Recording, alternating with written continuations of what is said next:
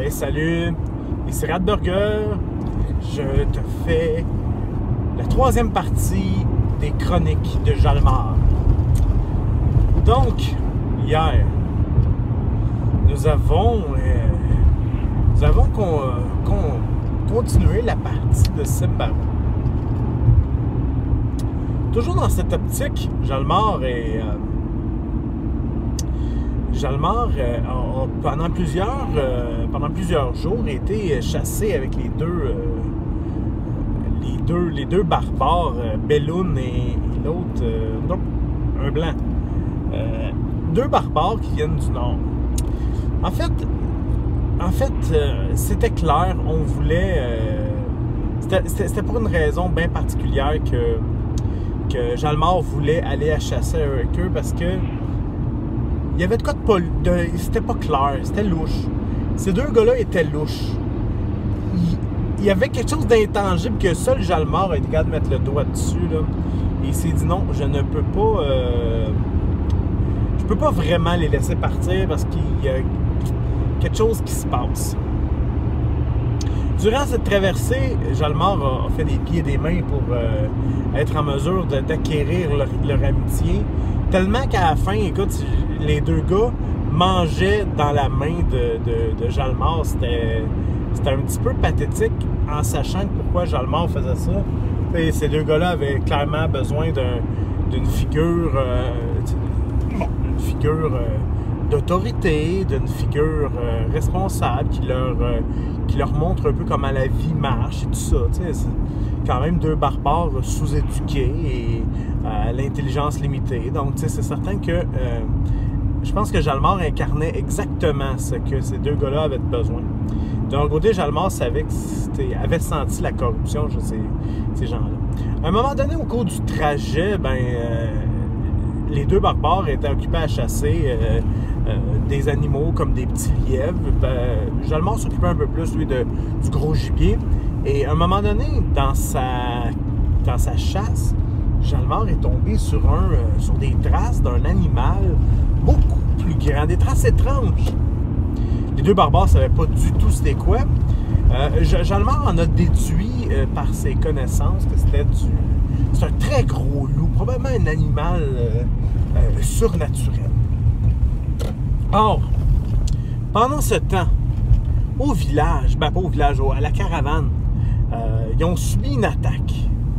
Tant bien que mal, Nordir a été capable de protéger donc mes enfants, ce que je lui en remercie. Mais bon, ça a comme... il fallait le faire. Là, il les a protégés, j'en suis très heureux. C'était des jacquards. Des jacquards, on peut comparer ça. Les jacquards qui ont attaqué la caravane, c'est l'équivalent de teckels, si on veut. Des petits chiens au caractère agressif, mais quand même, des petits chiens. Et là,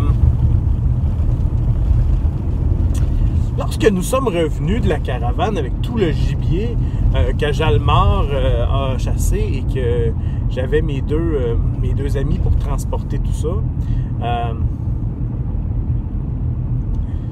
on a commencé par... on a entendu des bruits, des très gros bruits, et c'est là qu'on a vu sortir... En fait, Jalmar a été le premier à l'apercevoir, un très gros loup noir, méchant, avec des yeux. Mais ce loup-là était particulier. En aucun temps, il a attaqué Jalmar, on l'a su après. C'est parce qu'il y avait seulement que des yeux pour les deux chasseurs. Parce que ce loup-là sentait la corruption. Et il les a attaqués. N'écoutant que son courage, pendant que les deux autres tiraient de l'arc, j'ai lancé une flèche avec mon arbalète et je me suis rué dessus. Heureusement, le loup est tombé relativement tôt dans le combat. Sauf qu'un des deux traîtres corrompus a perdu une main. Nordir voulait faire quelque chose avec cette main-là, du genre, on va essayer d'y greffer avec la magie et tout ça. Et là, moi, Jalmar se demandait, tu sais, est-ce que c'est vraiment quelque chose de faisable? J'ai écouté leur dire et j'ai essayé de m'approcher du cadavre du loup. Sauf qu'il était déjà encerclé de jacquards. Mais ceux-là, c'était des vrais jacquards.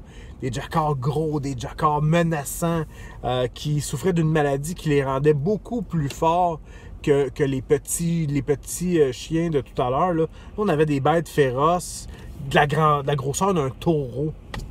Et là, moi, je me dis, je peux pas le laisser. Puis ça m'a convaincu lorsque le loup s'est graduellement transformé en cadavre d'elfe. Et là, ça m'a convaincu, ça a convaincu. J'ai dit, je peux pas laisser un être se laisser dévorer de la sorte. Donc, je me suis rué dans le combat.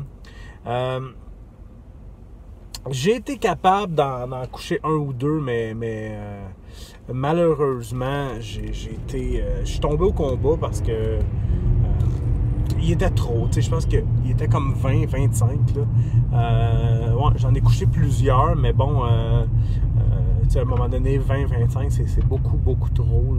Là. Et finalement, ils ont été capables de m'avoir. Heureusement, Lestra, la prêtresse, est arrivée pour me guérir à la fin.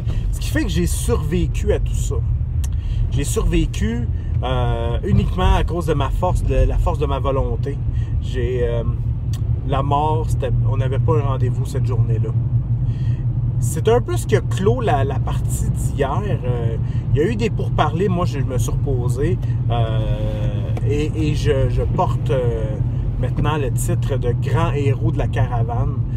Je pense que ça vient qu'une médaille, là, ils me l'ont donné, mais bon, moi je voulais comme pas non plus. Je veux pas que les gens me regardent et me voient seulement comme un héros. Je veux qu'ils apprennent à me connaître et tout ça. Là. Fait que voilà, c'était la partie d'hier. On a hâte parce que là, tranquillement, pas vite, on traverse les montagnes. On va finalement arriver de l'autre côté des montagnes. Voilà. Ben, je te souhaite une bonne journée. Merci de m'avoir écouté, puis on s'en reparle bientôt.